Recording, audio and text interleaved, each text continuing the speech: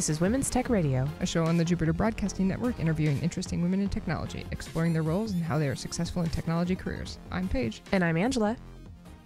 So Angela, today we're going to talk to Lauren Voswinkel. She is a developer with Living Social, and she's also the founder, I guess, of the movement #talkpay. And so we get into a whole bunch of stuff about kind of getting started in programming, what it's like to be a more experienced programmer, and then we dive into a long, awesome conversation about #talkpay. Yeah, and it's really epic. But before we get into that, I want to let you know how you can support Women's Tech Radio. You can go to patreon.com/today. That supports the entire network, but specifically it also helps Women's Tech Radio.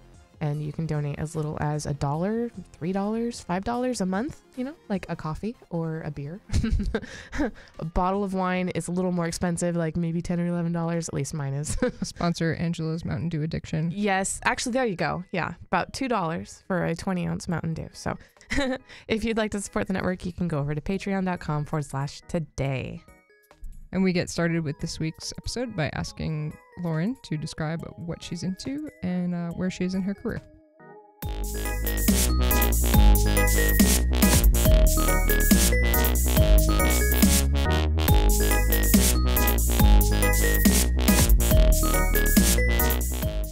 What I'm doing today, it's actually, I am in Portland going to Open Source Bridge because I gave a talk about performance profiling with gperf tools on Tuesday, which went really well. But that's not my normal day-to-day. My normal day-to-day is working remotely out of Pittsburgh with the company Living Social as a senior web developer. So that is far more my average day. Both of those days sound pretty awesome to me. So what stack do you work in for your web development with Living Social? So I primarily work with Ruby on Rails. That's typically what we're dealing with, although we started recently doing things with Clojure, basically working on making certain web services that allow you to handle much higher loads than a Ruby service would. So basically I'm trying to learn that as we push forward. So, but primarily it's Ruby on Rails and some amount of JavaScript. So this is an interesting question. I have a lot of kind of young ladies that I'm mentoring as they're getting into their development career, and they all want to know, like, should I learn multiple languages? Do I dive in? I usually say, you're going to have to learn multiple languages over your career.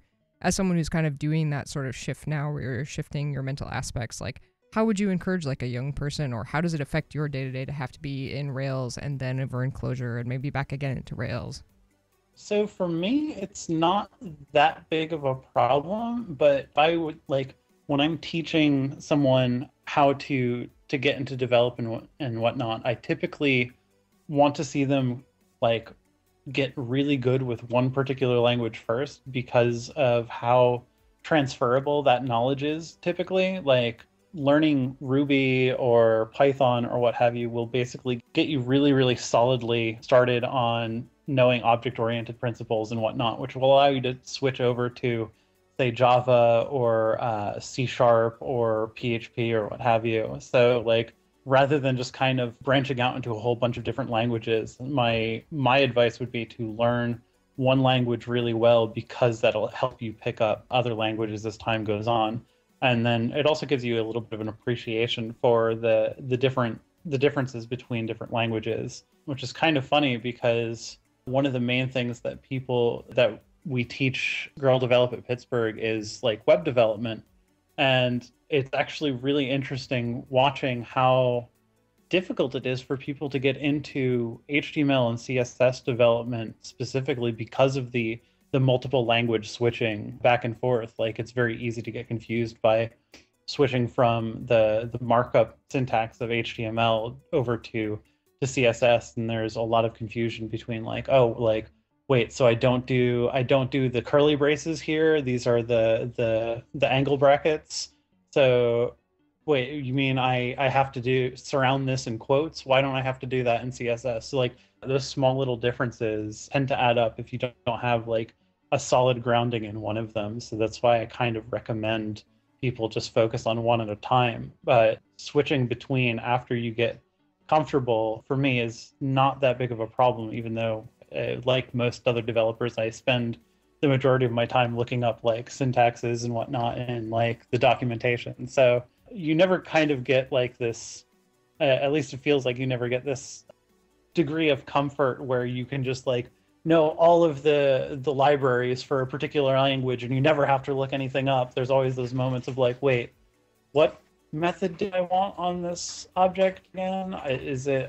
Do I have a zip function for a hash, or how does that even work? And so you're constantly looking things up. And so another thing that I try to encourage in people is the fact that like there is no shame in looking things up or not knowing something. Yeah, exactly. You know, you can be a professional developer. You're still going to be going to the documentation because a year from now, they're going to add new things to your language or take old things out. And, you know, it doesn't matter. Even if you're in just one language for forever, it's going to change. Yeah, absolutely. So you've learned multiple languages. You've clearly been doing this a while. How did you get into it? Were you kind of the nerdy kid who was always taking things apart? What's your story? My story was that my family got a computer when I was fairly young. I want to say like 8 or something. And I really, really enjoyed playing video games on the computer.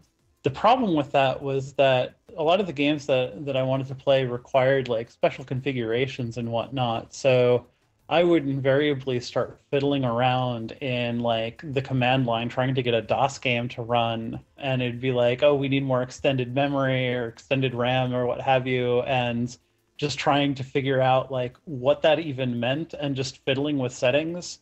So much so that I would end up breaking the computer and then have to start playing a game of fix the computer before mom and dad get home.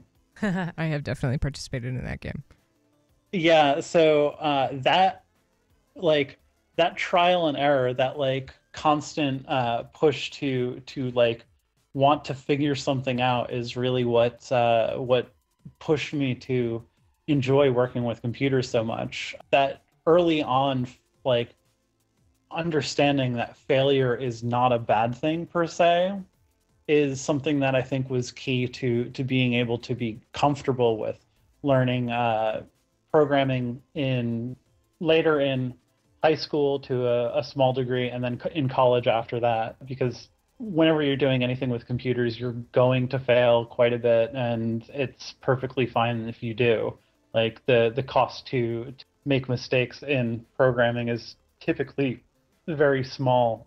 You just need to change some text and you fix something instead of wasting like canvas or paints or various other materials. So I often encourage people to fail quickly and get used to that feeling. I think that's really interesting that you make the analogy with art, because I actually come from an art background and in theater, and our mistakes are much more costly because there's materials, there's a lot more time and a lot more people involved. But there's this paradigm that Samuel Beckett, the playwright, kind of gave that's the quote is risk, fail, risk again, fail better, fail faster. It's something in that nature. But like, and this is a prevailing attitude in the arts that like, go ahead, take risks and fail, and that's okay. And then we don't bring that over into programming where failure is so much less costly. Yeah, so there's kind of an irony to that, because there's the paradigm in startup culture of like move fast, break stuff, which is kind of lampooned in a lot of circles that I ran, and like people more diversity minded and what have you. So that's kind of funny, because there is that like that thing of like, oh, we can just like keep moving and break stuff, and then like a couple months down the line just be like, wait, we just painted ourselves into a corner. And that's when the mistakes become a little bit more expensive, when you have systems that people are relying on. And it's like, okay, well, now that there's people relying on this, can we change this? And the answer typically in those situations is no. So usually taking the time to make mistakes and to learn from those mistakes as quickly as possible is by and far the better option. But again, because of how cheap it is to fail with relation to tech, it's not that big of a problem. Well, I would really like to get into this whole movement of your hashtag talkpay. Can you tell our audience about that? talkpay was something that started at Cascadia Ruby last year. I ended up having discussions with people about how imbalanced the relationship between workers and employers tends to be, particularly with relation to pay and pay negotiation, mostly because employers tend to have all of these various resources that give them an idea of how much they should be paying for a particular type of talent, whereas individual workers don't have access to that information. And so I kind of have a more socialist leaning bent, which is like still like a dirty word in this country for terrible reasons. But the conversations that I was having with people led me to do a lightning talk, which is a like short form 5-minute talk about openly sharing salaries. And so I got on stage in front of everybody and like laid out this spiel about how in a capitalistic society, basically our goal as individuals should be to make as much money as possible because of the system that we're put in where that behavior is encouraged.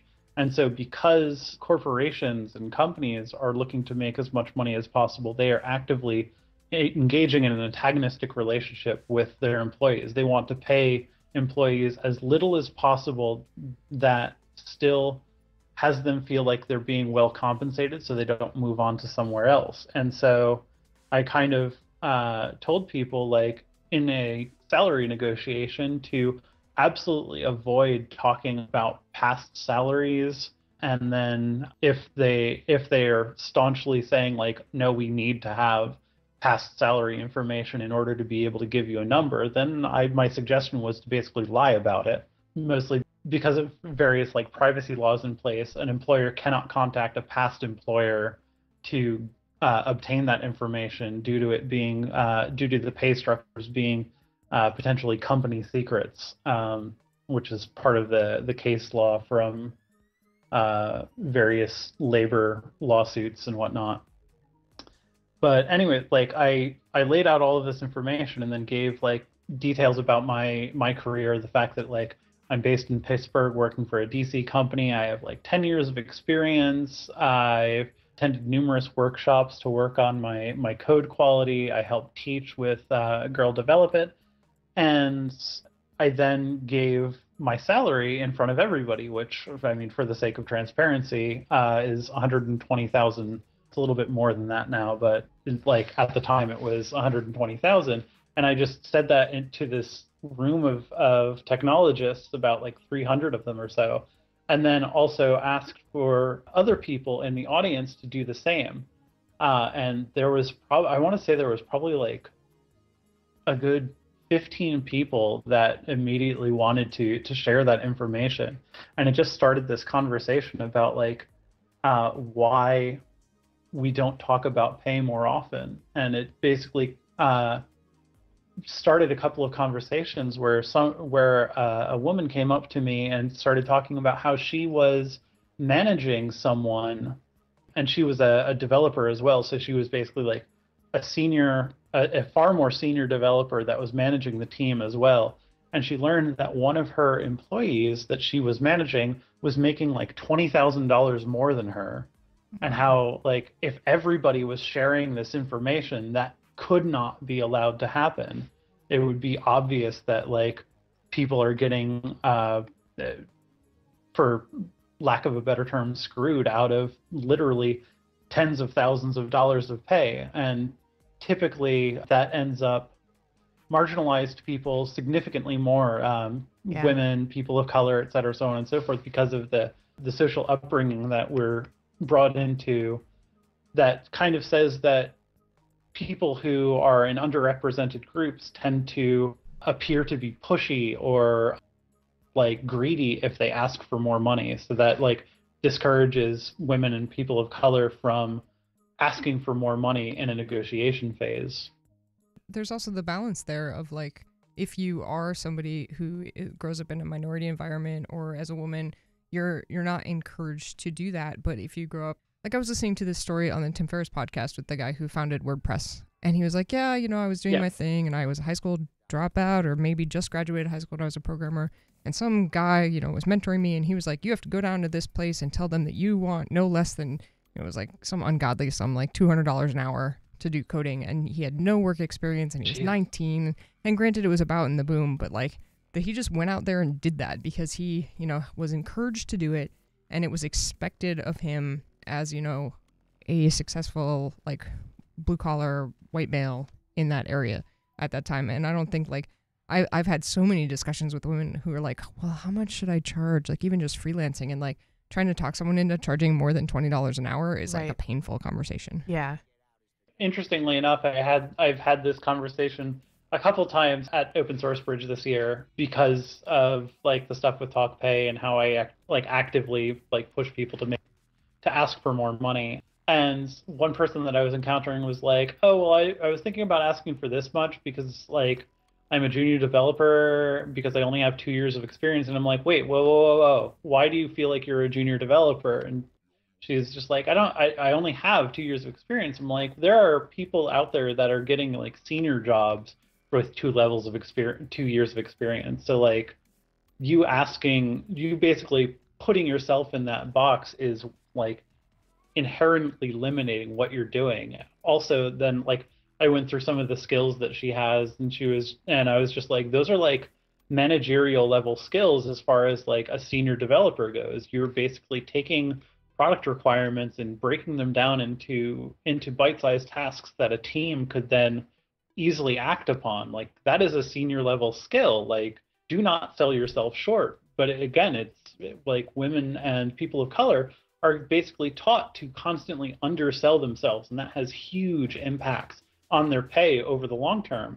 Put on top of that so many employers base the salary that they offer on your previous salary, it leads to like this really terrible multi-point impact where they're paid less when they first start working and they continue to sell themselves short, and then also are affected by the fact that they undersold themselves in their first couple of jobs. It's just, it's a spiral. It is this really terrible cycle. Yeah, exactly. That's really interesting. I mean, the whole thing of like how culture impacts this, how history impacts this, how, capitalism at its heart impacts all of this. It's a really interesting conversation. I really applaud you for getting up and standing up and being willing to say a lot of that. I think this sort of openness is really important.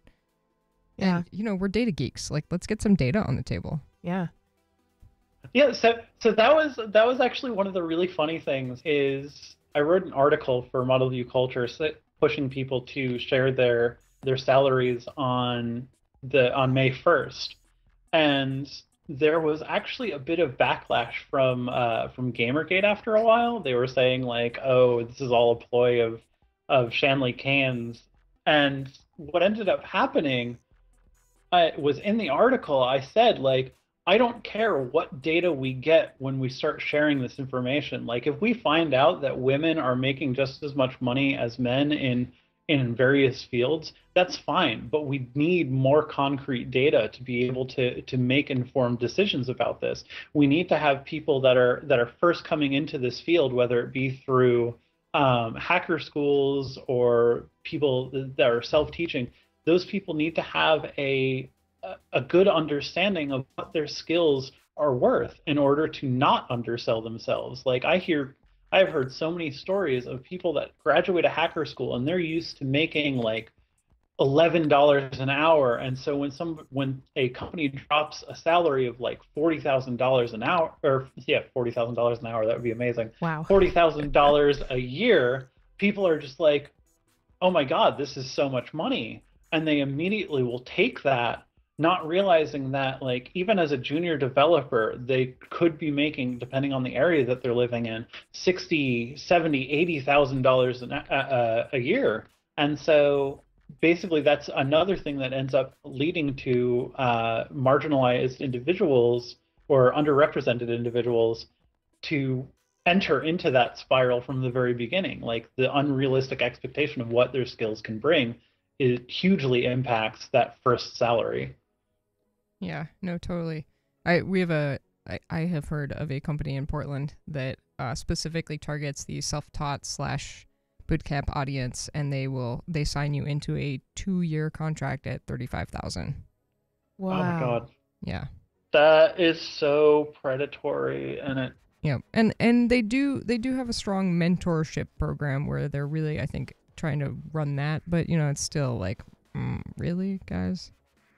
But I don't know, all this stuff. So have you recorded any of your pay talks yet?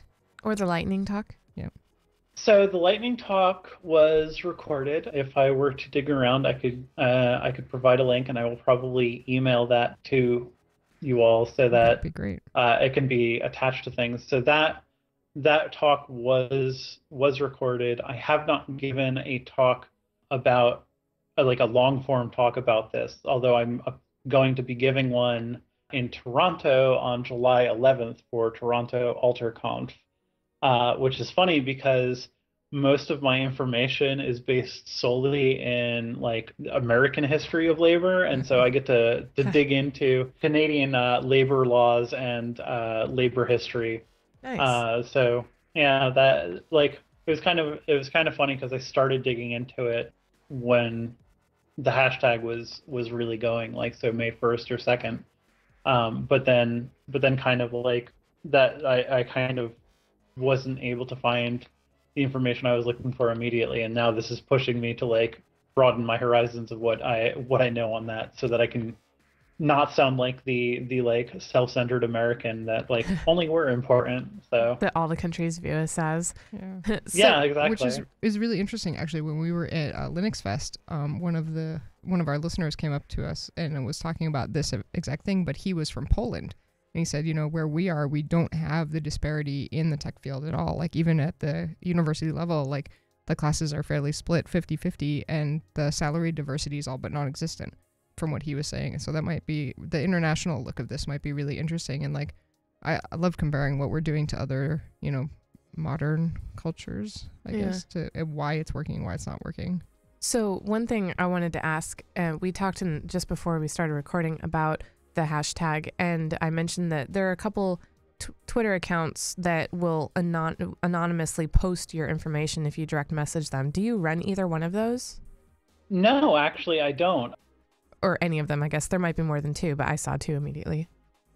I don't run any of them. That idea, I believe, started because of kind of a friend of mine, Stephanie Murillo, who started collecting DMs from people, particularly people of color, and anonymizing it so that there would be less of a backlash against people of color. Sure. And so once she started doing that, I think other people saw that and said, you know what, we can automate this. And there's like, amusingly enough, somebody fairly recently, if I remember, used one of these Twitter bots to just say butts or something. So that was kind of funny. I knew that like the hashtag was going well when someone started using a tool like that to just be snide or snarky or what have you. So that was kind of funny. But no, I do not actually run any of them. So that all came about because of the conversation as a whole. That's really cool. I am super happy about. I wonder if anybody listening to this show and is interested in participating in that talkpay, because it's not just on May 1st, but that'll probably be a yearly thing, right? You'll promote it like, okay, this May 1st talkpay, or is it over? So I definitely want to continue this conversation going for as long as I possibly can. Right. There probably will be a push every May 1st to do that, because not a lot of Americans know, but May 1st is International Workers' Day. Right.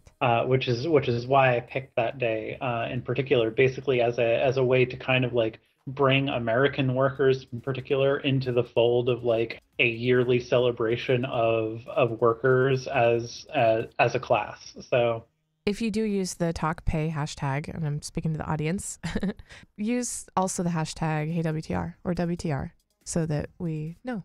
Yeah, that'd be great. We'd love to hear.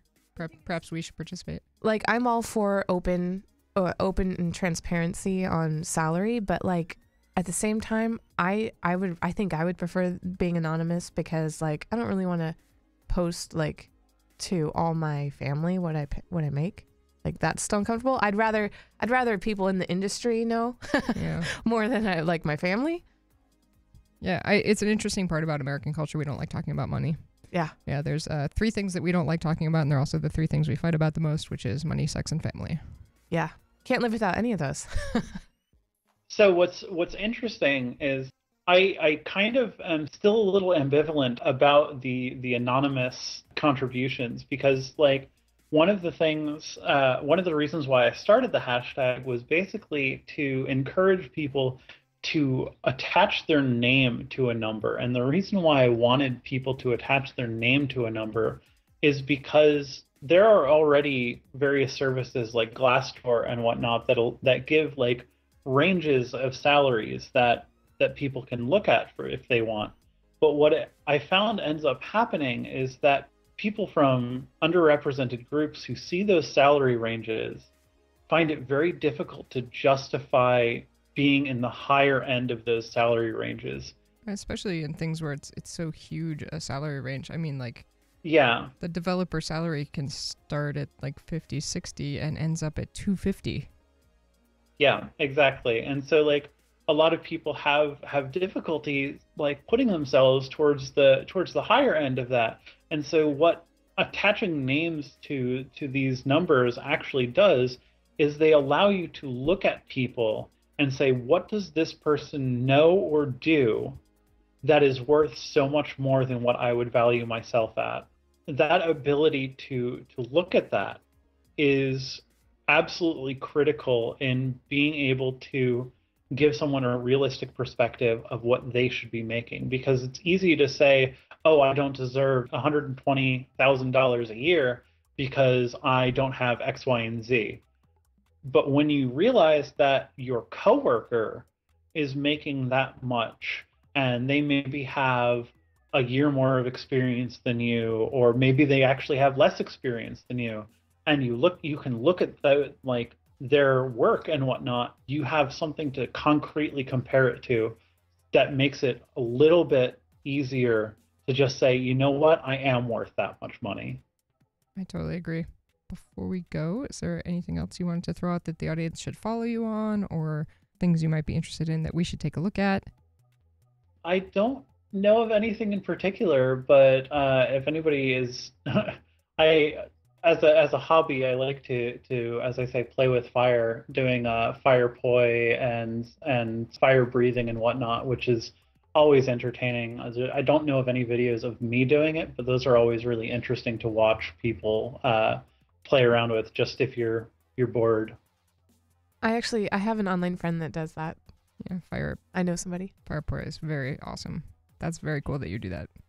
It's a great feeling. I'm not gonna lie, but definitely don't just try to go out and do that by yourself. Yeah. There are communities for that will teach you how to do it safely without setting yourself on fire, and definitely look around for that before trying. How many times have you set yourself on fire? Let's see. I want to say about like 3 or 4.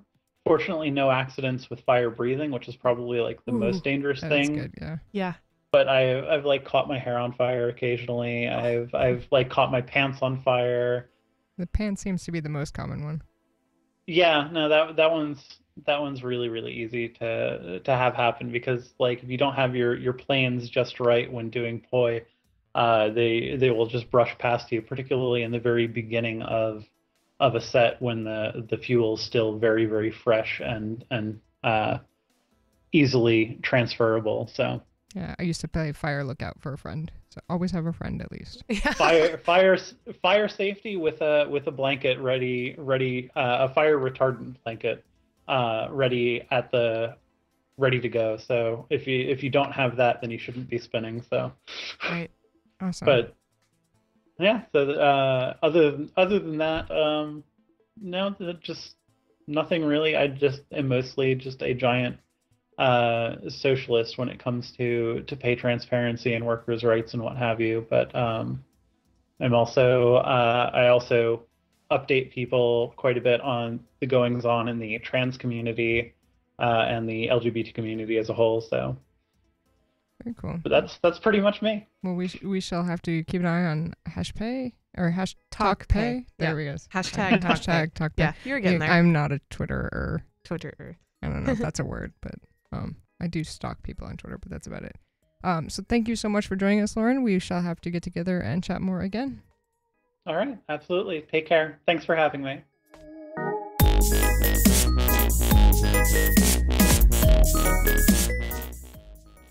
Thank you for listening to this episode of Women's Tech Radio. Remember, you can find the full transcription in the show notes going to jupiterbroadcasting.com. Click on Women's Tech Radio and just scroll down, and all the transcription is right there.